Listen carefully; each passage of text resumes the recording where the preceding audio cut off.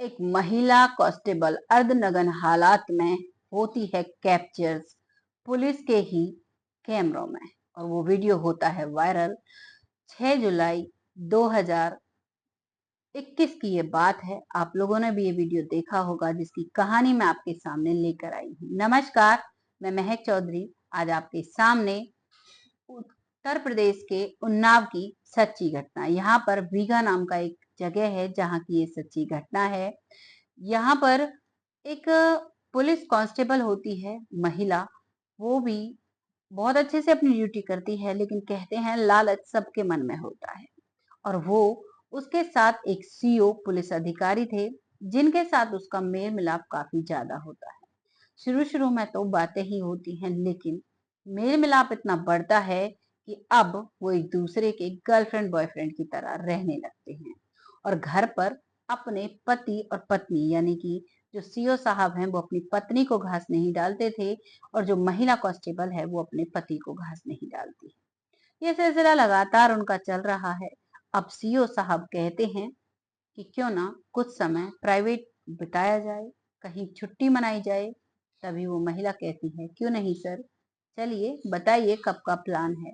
दोनों प्लान बनाते हैं और अब जो महिला है वो अपने घर पर कहती है कि मुझे ट्रेनिंग के लिए कहीं पर जाना है। एक नई स्कीम डिपार्टमेंट में आई है जिसकी मुझे ट्रेनिंग लेनी है, उसके लिए मुझे 4 दिन के लिए जाना है। वहां पर तुम्हारा फोन नहीं मिलेगा, जब भी टाइम लगेगा मैं तुम्हें खुद से फोन कर लूंगी। महिला का पति मान जाता है, कहता है ठीक है, तुम जाओ आराम से अपनी ड्यूटी का काम करो, अपनी ट्रेनिंग लो। और अब जो सीओ साहब हैं वो अपने घर पर ना जाकर सीधा कानपुर के होटल चले जाते हैं और अपनी पत्नी से बात तक भी नहीं करते हैं और अपने फोन को, दोनों फोनों को स्विच ऑफ कर देते हैं। जो फोन उन्हें पुलिस की तरफ से मिला हुआ था, पुलिस विभाग की तरफ से, और जो फोन उन्हें अपने घर का था, दोनों को स्विच ऑफ कर लेते हैं। और अब 4 दिन के लिए वो होटल जो बुक किया था कानपुर का, वहां पर दोनों पहुंच जाते हैं। वहां पर पहुंचने के बाद अब लगातार एक पति पत्नी की तरह वहां पर वो रहते हैं, रंगरलियां मनाते हैं और सारा दिन खाते पीते घूमते फिरते हैं।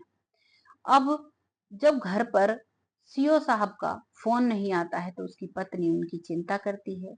वो पुलिस विभाग में कॉल करती हैं, कहती हैं कि मेरे पति घर पर नहीं आए हैं, कृपा शंकर जी, उनका फोन भी नहीं लग रहा है, ना ही उन्होंने मुझे कुछ बताया है। आखिरकार कुछ हुआ है क्या नहीं, क्या आप मुझे बता सकते हैं।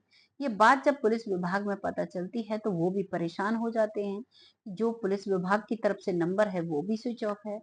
आखिर ऐसा क्या हुआ है कि सर फोन का जवाब नहीं दे रहे हैं, रिस्पॉन्स नहीं कर रहे हैं।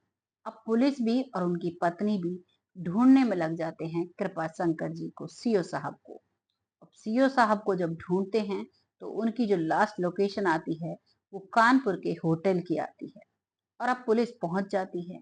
पुलिस ने पहले से ही कैमरे ऑन कर रखे थे क्योंकि उनको लग रहा था कि सीओ साहब के साथ कुछ गलत तो नहीं हुआ, क्योंकि 4 दिन से लोकेशन वहीं पर है और कोई भी वहां से रिस्पॉन्स नहीं है।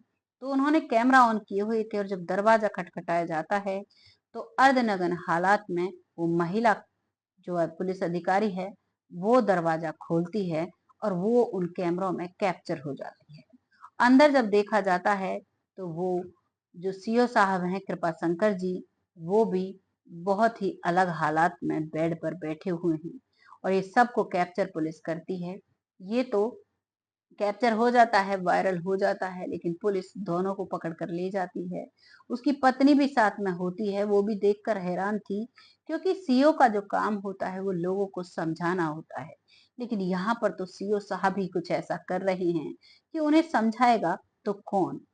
अब पत्नी के भी दिमाग में बहुत सारे सवाल थे, लेकिन वो ये भी समझती थी कि अगर मैंने कुछ यहाँ पर पूछा तो मेरे पति की जो जॉब है उससे हाथ धोना पड़ेगा या फिर डिमोशन हो सकता है उन्हें निचली पोस्ट पर। उसे उस सब चीज का अंदाजा था, तो वो चुप रहती है। खूब कोशिश करती है पुलिस वालों को समझाने के लिए, लेकिन पुलिस वाले नहीं समझते हैं। सारा मंजर कैमरे में रिकॉर्ड हो चुका था। अब इन चीजों का समय नहीं था। पुलिस विभाग में डिसीजन लिया जाता है। जो सीओ साहब थे कृपा शंकर, उनको मामूली सा पुलिस कांस्टेबल बना दिया जाता है और जो वो महिला है उसे उसके घर भेजा जाता है। उसके पति को बताया जाता है तो वो घर पर चली जाती है, कुछ दिनों के लिए उसे सस्पेंड कर दिया जाता है और अब उसके पति की नज़रों में वो गिर चुकी थी। लेकिन उसके साथ ऐसा-वैसा कुछ नहीं किया जाता है, कुछ दिन बाद वो अपनी उस ड्यूटी पर आ जाती है। ये सच्ची कहानी हमारे सामने निकल कर आई। आपको कैसा लगा इस कहानी को सुनकर कमेंट सेक्शन में ज़रूर लिखिएगा। क्या उस महिला अधिकारी को ऐसा करना चाहिए था?